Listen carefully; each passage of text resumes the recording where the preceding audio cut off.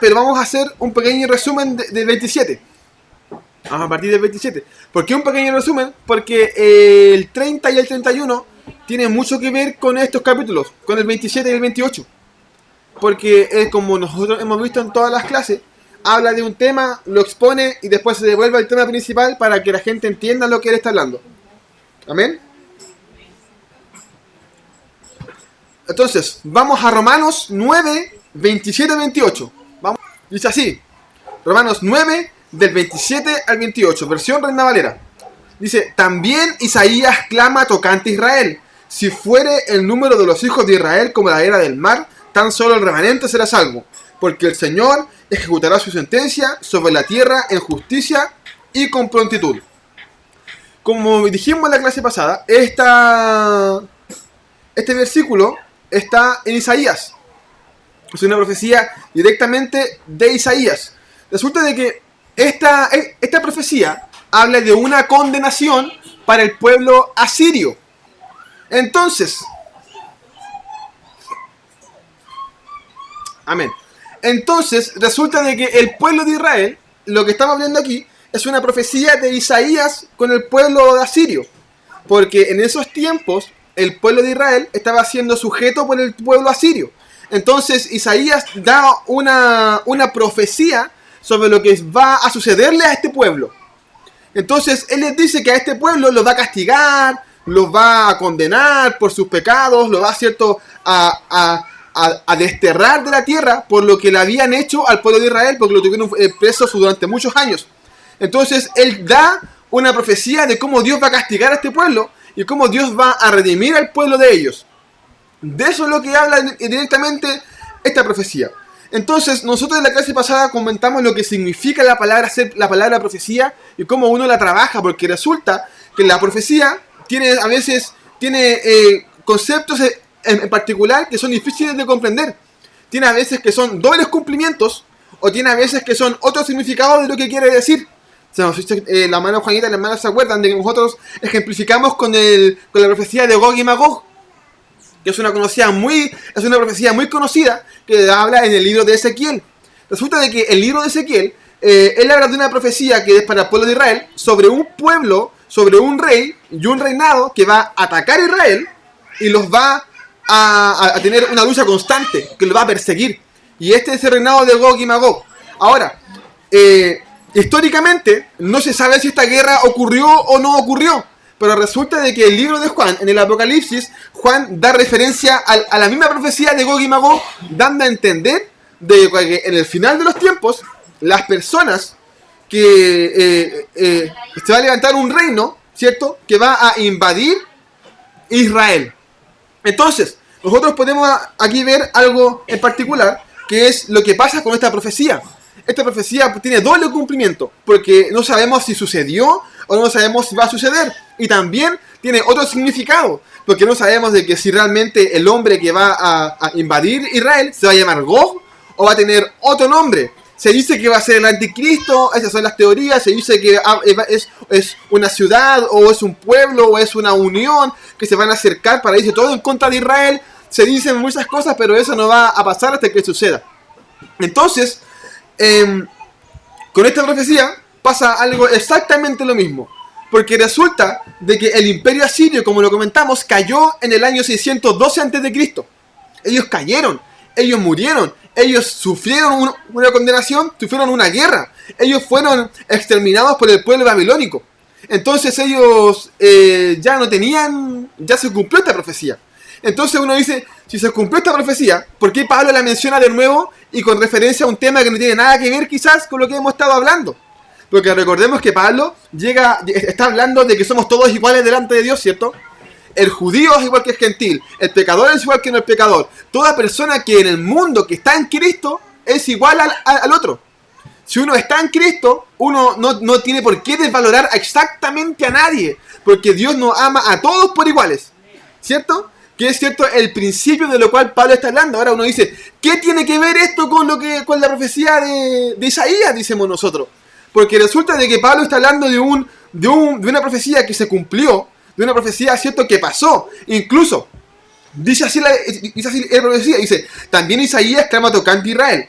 si fuera el número de los hijos de Israel como arena del mar, tan solo el remanente será salvo. Históricamente, después que cae el pueblo asirio, el pueblo de Israel se divide y se esparce. Y queda solamente un remanente nomás chiquitito, el dentro de la historia. Todos los otros se pierden.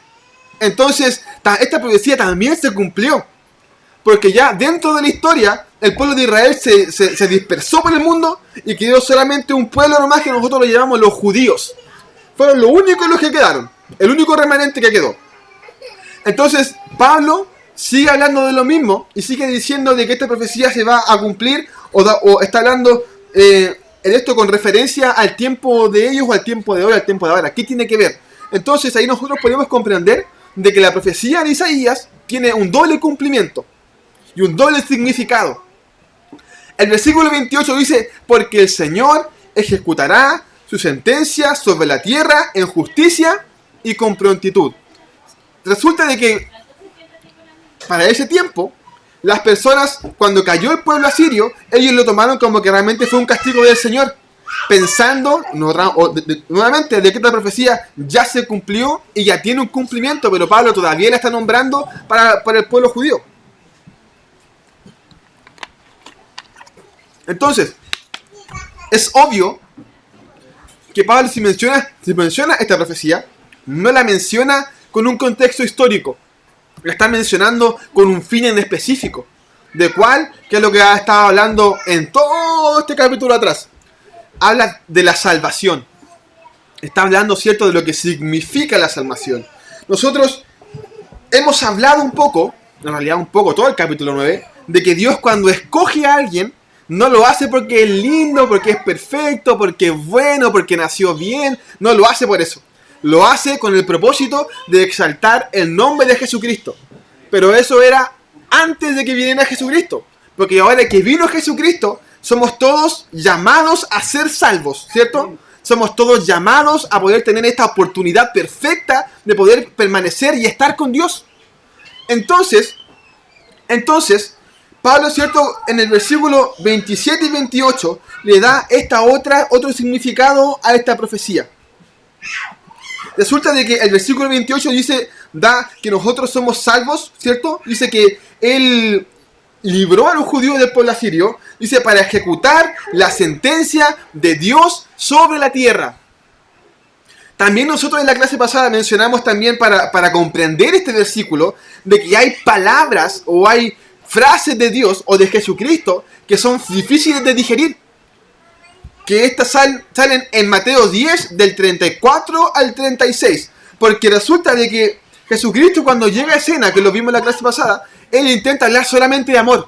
Del amor, cómo el hombre puede acercarse a Dios, cómo Él se entregó para que el hombre viniera a Él. Entonces Él habla muchas cosas lindas, y hay muchas palabras. Estos dos versículos nomás son muy contradictorios porque suenan muy rudos. Porque Jesucristo se expone de forma distinta. Dice así, Mateo del 10, del 34 al 36, dice, no penséis que he venido para traer paz a la tierra. No he venido para traer paz, sino espada, porque he venido para poner en disensión al hombre contra su padre, y a la hija contra su madre, y a la nuera contra su suegra, y a los enemigos del hombre serán los de su casa. En Lucas 12:21 dice lo mismo, dice, Jesús dice, ¿pensáis que he venido para dar luz a la tierra? Os digo no, sino disensión, o sea, conflicto. Entonces, ¿de qué estamos hablando aquí? Porque suenan un poquito duro, porque nosotros hemos visto de que a través de las películas, de la historia, a través de la Biblia, a través de las predicaciones, más en el mundo de hoy que hablamos de amor, que el amor de Jesús, obviamente Jesucristo sí vino a dar amor. Pero aquí Pablo está exponiendo el por qué Dios escogió a este remanente para que viniera Jesucristo, y este hombre que iba a traer paz también iba a traer condenación. Y es lo que Pablo quiere que el hombre entienda. Jesucristo vino, cumplió su propósito, y ahora ¿qué pasa con él? ¿Qué hace Jesucristo? Hay dos opciones con Cristo. Si estás con él, eres salvo. Si estás sin él, estás condenado. Así de simple. Entonces Pablo quiere que ellos comprendan esta posición. Dice, judío, gentil, ustedes son vasos de honra, vasos de deshonra, vasos de misericordia, escogido, no escogido, el hijo amado, el hijo no amado. Ustedes, toda esta historia que a lo mejor nosotros hemos visto, llega Jesucristo, llega Pablo y le dice, déjenme decirle una cosa, Jesucristo vino con un fin específico que fue para salvarnos. Pero resulta de que si ustedes no dejan de pelear, no dejan de discutir, no dejan de tener problemas, no dejan de sentirse superior, ¿cierto? Lo que va a hacer Jesucristo no va a ser amarlo solamente, sino los va a condenar. Porque a eso vino Jesucristo, a ponerle sentencia a la tierra. Cuando uno tiene sentencia, uno tiene dos opciones. O pide perdón o asume las consecuencias. ¿O no? Cuando uno roba o cuando uno le pega a alguien, ¿cierto? Y te pilla la policía, tú tienes dos opciones. O te paráis a choro, ya, yo no robé nada. O pedís perdón. ¿Cierto? Si te paráis a choro, ¿qué va a pasar? Te van a pelear ahí mismo, por pavo. Si pedís perdón, quizás igual te llevan preso, o quizás no también, pero van a decir, ya, intenta no hacerlo de nuevo, por favor. ¿Qué es lo que pasa con Jesucristo? ¿Qué es lo que viene a hacer a Él ahora? Él viene a dar una sentencia a la tierra, una sentencia a nosotros como cristianos. Y tenemos dos opciones.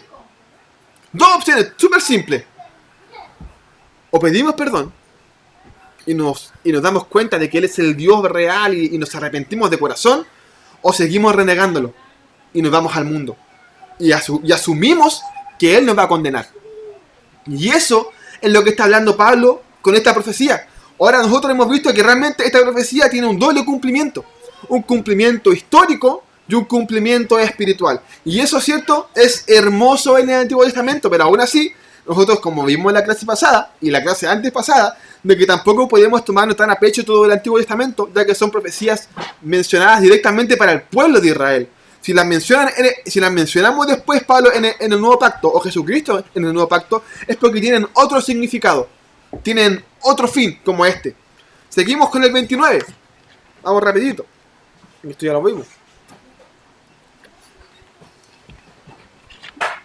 Y como antes, dijo Isaías, si el Señor de los ejércitos no nos hubiera dejado descendencia, como Sodoma habríamos venido a ser, y a Gomorra seríamos semejantes.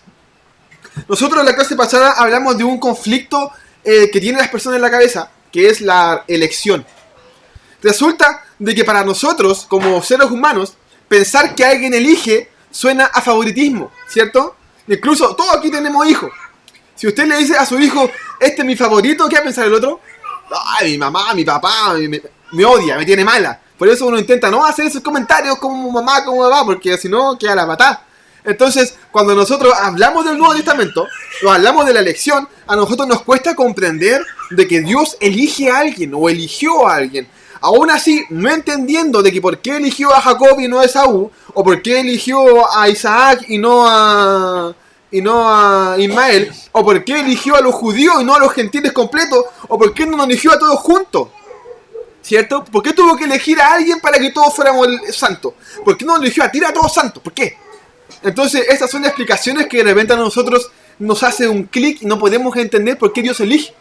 Por eso, es más fácil para el calvinista decir de que Dios elige a personas con pinzas, con dedos, ¿cierto? Porque es más fácil aceptarse que uno es elegido que aceptar de que realmente uno tiene que buscar la presencia de Dios para ser arrepentido. Así mucho más simple. Entonces, nosotros, por medio de este versículo, o por medio de este versículo de la elección, vemos un carácter nuevo de Dios que no se maneja, que no sale mucho en el Antiguo Testamento, que es, cierto, su soberanía.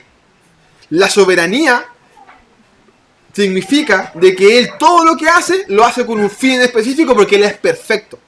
De aquí nadie puede ser soberano porque todo lo que nosotros hacemos siempre tiene un poco de ego, un poco de envidia, o a lo mejor inconscientemente un poco de maldad, o porque nosotros no, somos imperfectos. Y al ser imperfectos, no podemos actuar de forma perfecta como Dios lo hace. Entonces, aquí Pablo dice esto. ¿Por qué Dios tuvo que elegir un remanente? Históricamente, como dijimos en la profecía, históricamente Dios separó un remanente, obviamente, para que naciera Jesucristo, porque la iglesia se dispersó, se separó. Pero esto tiene un propósito para Dios.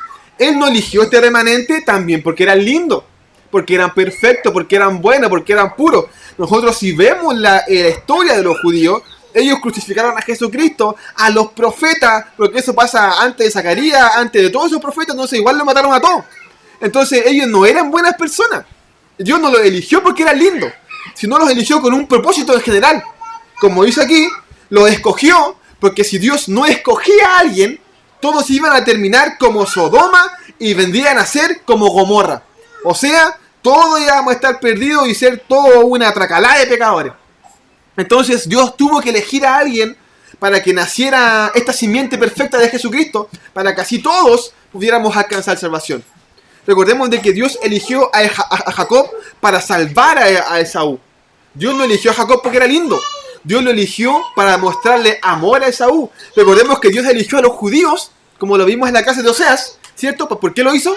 Para demostrarle amor a los gentiles. Dios de repente nos escoge a nosotros o nos llama en su misericordia. ¿Para qué? No porque somos lindos, sino para amar al que está afuera. Dios no nos llama porque somos perfectos, porque somos buenos. Yo me acuerdo que una vez hablaba con un amigo hace mucho tiempo atrás. Yo le decía, oye, vamos a la iglesia, congreguémonos. Él me decía, ¿sabéis qué? Cuando yo deje de pecar, deje de hacer las cosas malas, voy a empezar a ir a la iglesia. Y le dije, ¿a ti qué te hace pensar? De que en la iglesia hay pura gente santa, pura gente buena. Yo cometo un montón de errores. Yo le dije, mírame. ¿Tú crees que soy perfecto? No, era mi amigo, me conocía de pie a cabeza. Entonces, obvio que no vas a saber que no soy perfecto. Entonces le dije, entonces, ¿viste, no? Eso no se llama ser hipócrita. Se llama, cierto, de que Dios me muestra mi amor a mí para yo dártelo a ti. Y Dios te mostró tu amor a ti para que tú después se lo des a otros. Y no porque yo sea lindo, sea perfecto, porque tenga tenga los ojitos azules. No tengo los ojos azules. Porque tenga un cutis hermoso, o porque hable, tampoco recorrido, porque igual si está tan mudo, así que tampoco puedo decir eso. Pero, o porque no sé, porque tampoco puedo decir un buen trabajo, pero no importa. Imagínense, lleno de defectos, lleno de problemas. Y aún así, Dios mostró su misericordia a mí para que yo mostrara la misericordia con los que están afuera. Que es el problema de todos los cristianos, que ellos juran y creen de que Dios los llamó porque son lindos, que Dios los llamó porque son perfectos, que Dios los llamó porque huelen a rosa. No los llamó por eso. Los llamó para que tuvieran misericordia de los contornos, de los que están alrededor. Entonces es lo que Pablo intenta decirle al pueblo de Israel, a los judíos, de que a ellos Dios no los llamó porque fueran lindos. Dios los llamó para que ellos amaran. ¿Y a quién tenían que amar en este caso? A los gentiles, porque están puro peleando con los gentiles. Entonces, el 30 dice, ¿qué pues diremos? Que los gentiles que no iban tras la justicia han alcanzado la justicia, es decir, la justicia que es por fe, mas Israel que iba tras una ley de la justicia no la alcanzó. Nosotros en este versículo hablamos de dos teorías muy importantes que están dentro de la elección, que son escatológicamente están dentro de la doctrina evangélica y también católica, que es el calvinismo y los arminianos. Nosotros definimos qué era el calvinismo y el arminismo porque ya después, más adelante, Pablo ya no habla de la predestinación. Y estos dos exponentes son exponentes muy fuertes hasta el día de hoy. Incluso van a seguir, porque es lo que el cristiano piensa, lo que le importa creer, porque como dijimos, como no leen la Biblia, ellos realmente es lo que ellos quieren pensar porque es más fácil también para ellos que alguien se lo imponga. Entonces, pasamos rapidito. El calvinismo. Dice, el calvinismo es una ideología cristiana que se basa en los escritos de Juan Calvino. Y es un destacado, muy destacado en la forma protestante. Este pensamiento abarca 5 puntos fundamentales. El primero es la depravación total. Esto significa, afirma que el pecado corrompe a las personas en todo su esplendor, mente, voluntad, cuerpo y emocional. Eso nosotros estamos de acuerdo porque lo vimos en Romanos 1, cómo el pecado saca lo peor de una persona. Amén.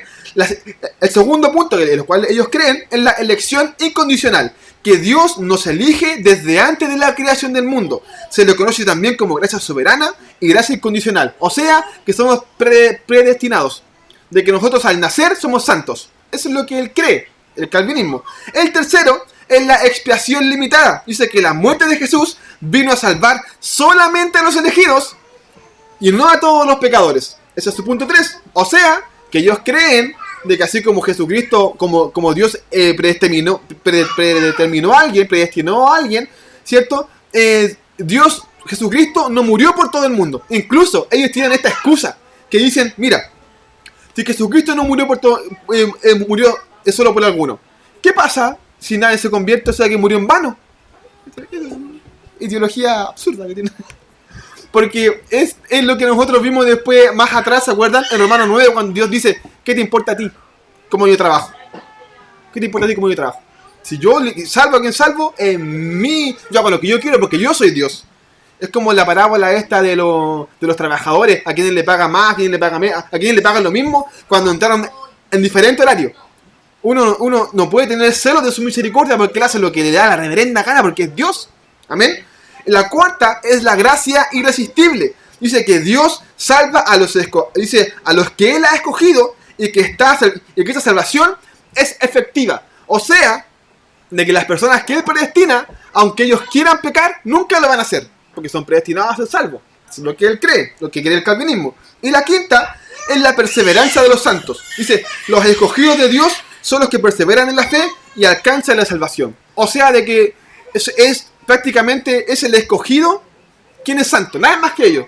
Solamente el que nació santo es santo. Incluso ellos llegan a pensar de que si alguien se levanta en el cristianismo y después se pierde, es porque nunca fue salvo. Nunca conoció a Dios. Era un hijo de perdición, un vaso de deshonra, como vimos la última vez.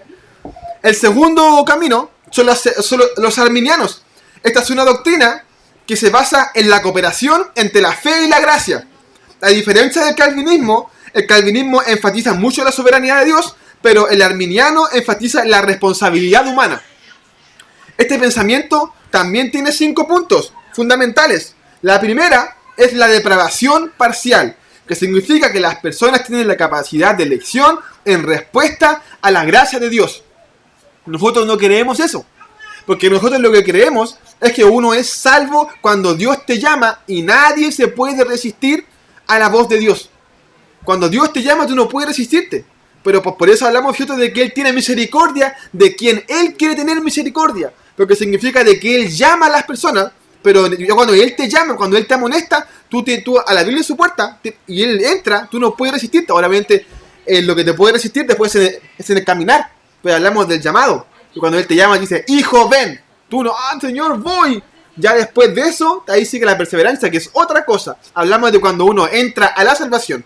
La segunda es la elección condicional. Dios escoge a las personas para salvación en función de su fe en Cristo. O sea, de que el que tiene fe en Cristo, Dios, él ve que tiene fe y dice, ya, tú soy salvo. Esto vale entre sí y no. Porque nosotros vimos en las clases de que es la fe en Romanos 4, es la fe en Jesucristo lo que nos salva. Pero para nosotros también tener esta fe, Dios también tiene que tener misericordia. Cuando Él tiene misericordia de ti, uno puede optar y puede acceder a esta salvación hermosa. Tercero, es la expiación ilimitada. Dice, sostiene que la muerte de Jesús en la cruz fue para toda la humanidad. Eso nosotros estamos de acuerdo. De que Jesucristo murió por todos.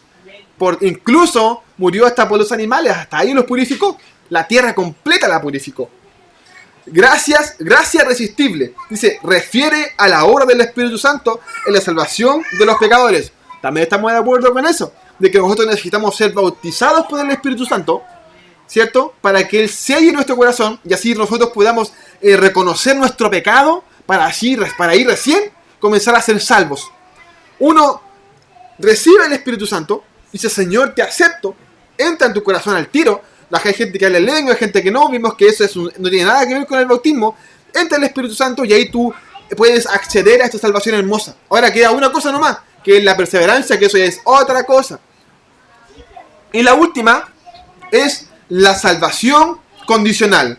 Afirma que la salvación de los creyentes en Cristo depende de que mantengas su fe.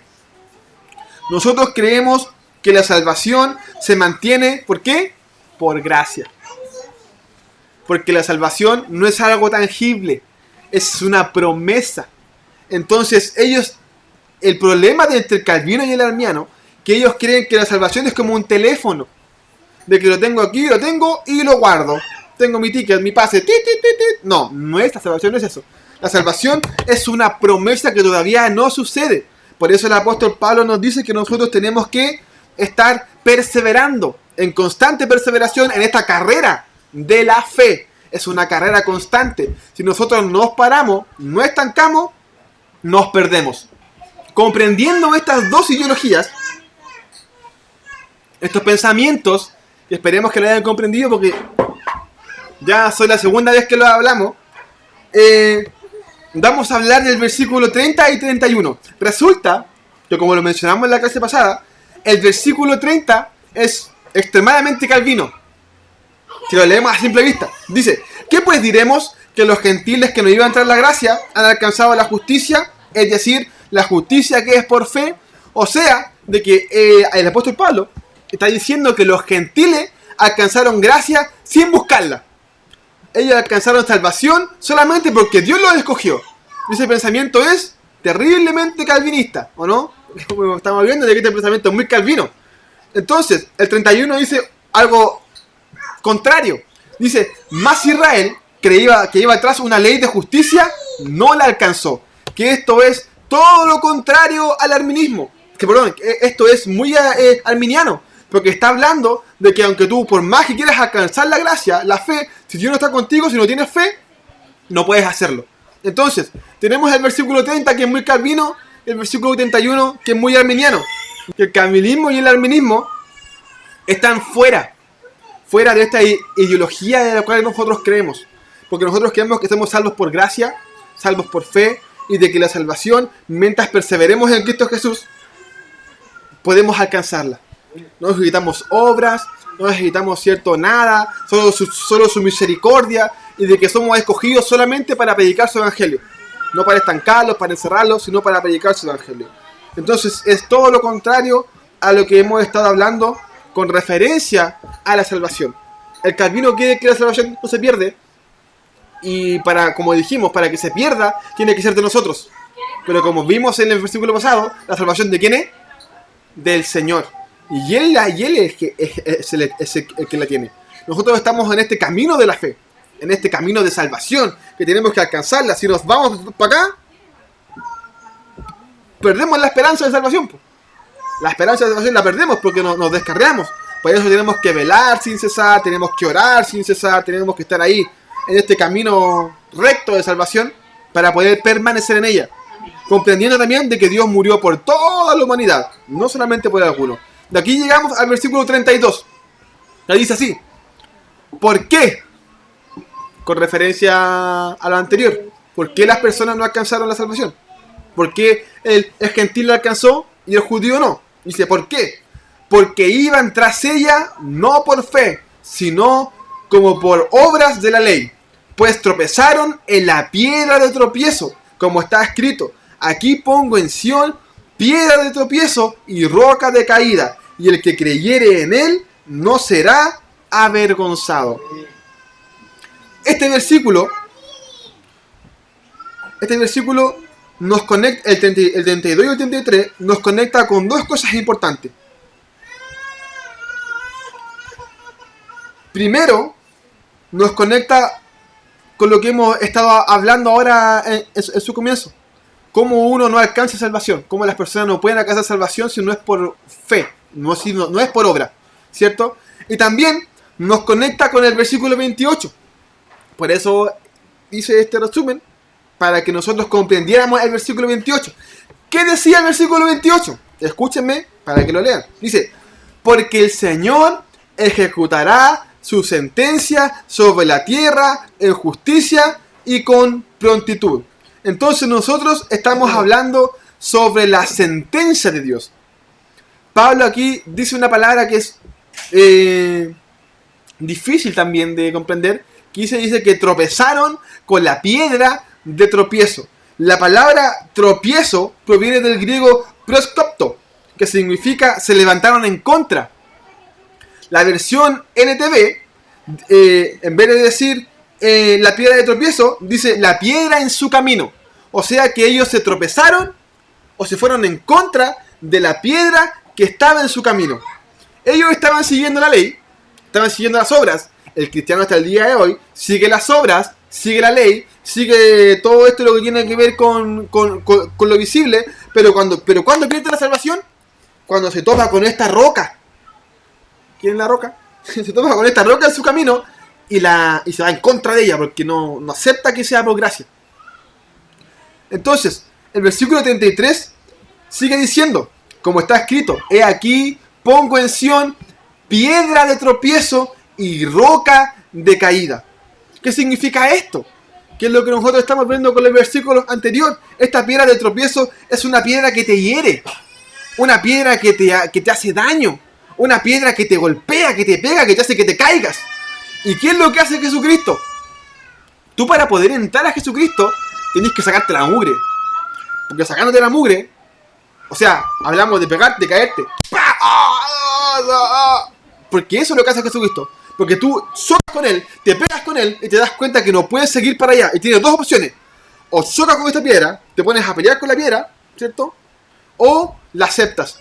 Porque dice piedra de tropiezo, de roca y de caída. Y el que creyere en Él, el que cree en esta roca que está aquí, en esta roca que es para tropezarse, en esta roca que vino a condenar, en esta roca que nos vino a dar paz, entre comillas, para el mundo, porque habla del mundo, ¿cierto? El que cree en esta roca no va a ser avergonzado.